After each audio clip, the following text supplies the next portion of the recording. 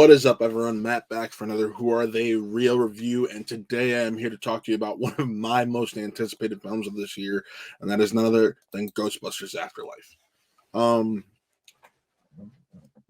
This film was one of my most anticipated because I didn't know what to expect. I liked the first trailer.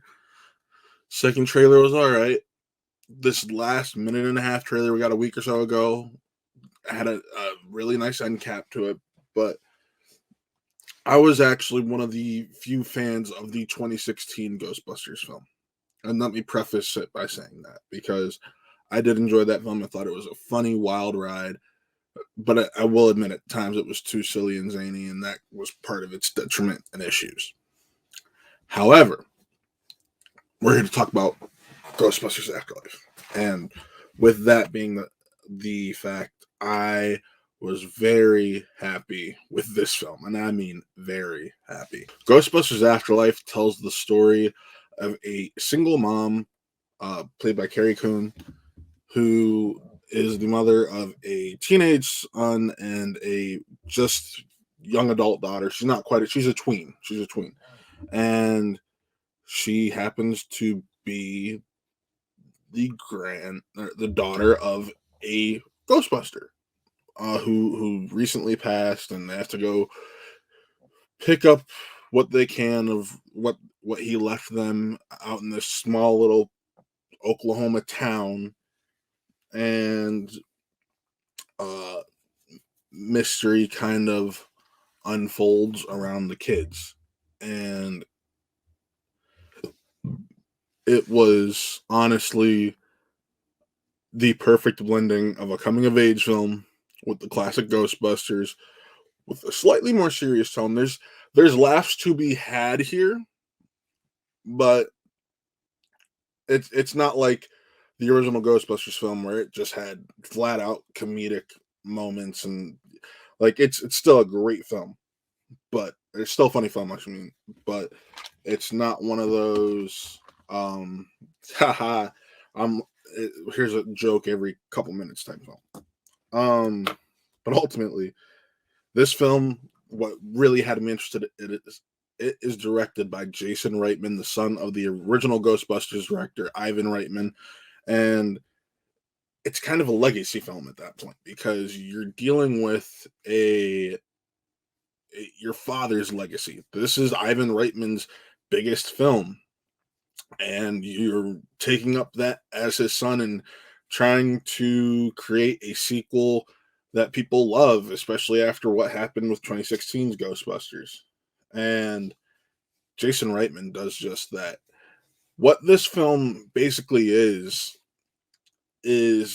and I mean this in the most positive way possible, it's a better version of Star Wars The Force Awakens. This film knows how to balance nostalgia, the mystery box, all that, but there's still the payout at the end. So we know where this is going.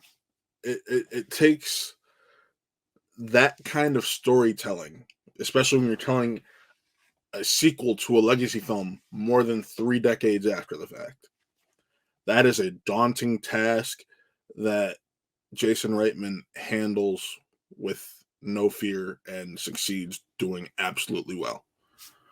But the real standout of this film, outside of Paul Rudd, because we all know Paul Rudd stands on everything he does. Dude's hilarious, and it's so same in this film. Gotta love Paul Rudd.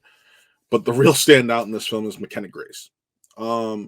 She plays the daughter, whose name is Phoebe. She plays Phoebe, and she's kind of this quirky, out there kid who she doesn't fit in. And when they go to this town, and looks like they may end up staying, the mom enrolls her in summer school just so because she's a smart kid, just so she can try to make friends, and she has somewhere that her daughter can go while she's taking care of all this business that they have to in town. The son, Trevor, played by Wolfhard, he finds a summer job, all this stuff, because hey, this girl's cute and she works here. I'm going to try to get a job here also. But no, when Phoebe comes across the EKG meter in the house, that's kind of when our story kind of starts to unfold, and she comes across all the little different Ghostbuster gadgets, and this town has been experiencing earthquakes daily, and it's not on any vaults or anything. And Paul Rudd's character is a seismologist, and he kind of helps her along her journey. But her journey itself is what makes this film so strong, because uh it can be argued that a lot of kids that age, that is when you're really trying to find yourself and find the confidence in who you are, and this, that, and the other. We get that with Phoebe.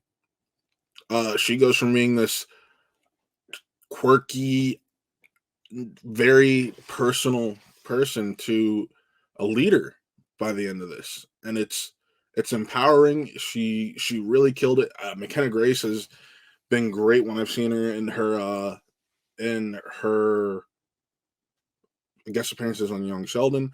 And let's be honest, when you're using a young child, it can go either way. She just is phenomenal, and for such at such a young age commands the screen in a way that you would not expect. Finn Wolfhard does great. Just there's so much I want to talk about. But I want you guys to experience, because there's a lot of Easter eggs in this. There's also a lot of moments that, if you're a fan of the original films, you're gonna get a little tug at the heartstrings. And there's a few surprises in here also. But if I had to rate this film, and if I absolutely had to rate this film, I'm gonna give it a 4.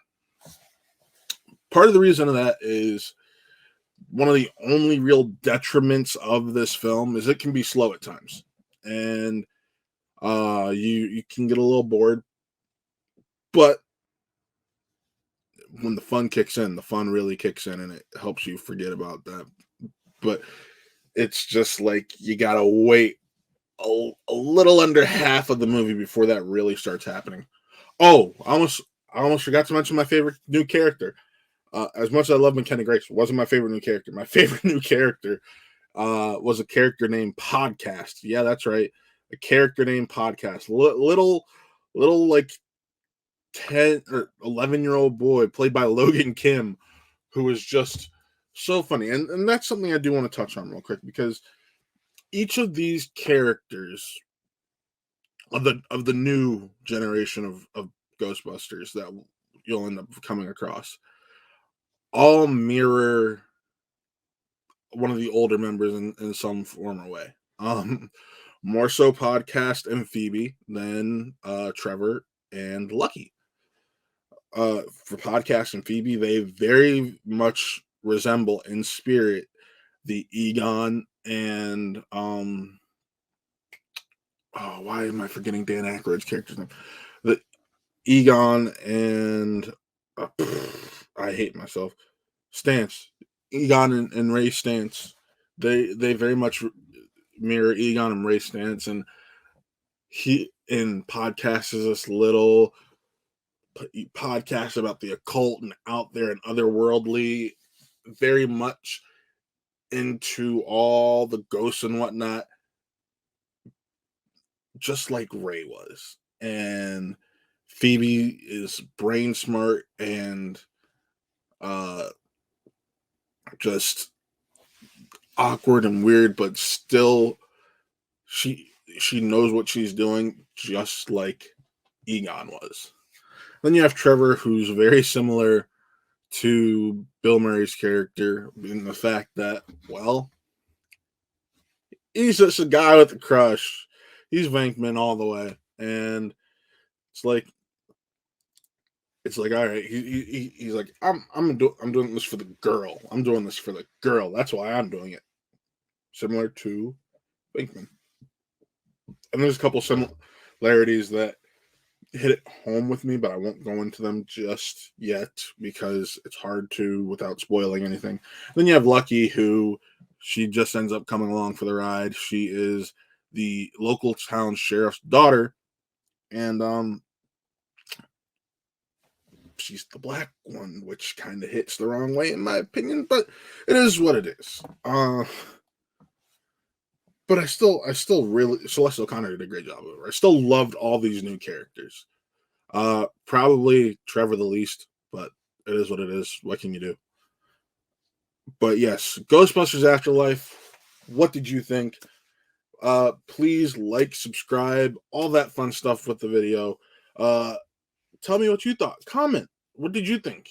Are you excited for the movie? Did you see the movie and did you like it? I want to know what you guys thought. So Ghostbusters Afterlife, check it out this Friday. This Friday. It comes out this Friday. Check it out and come on back here and talk about it with us over on Watt Real Entertainment. We got a lot going on for you.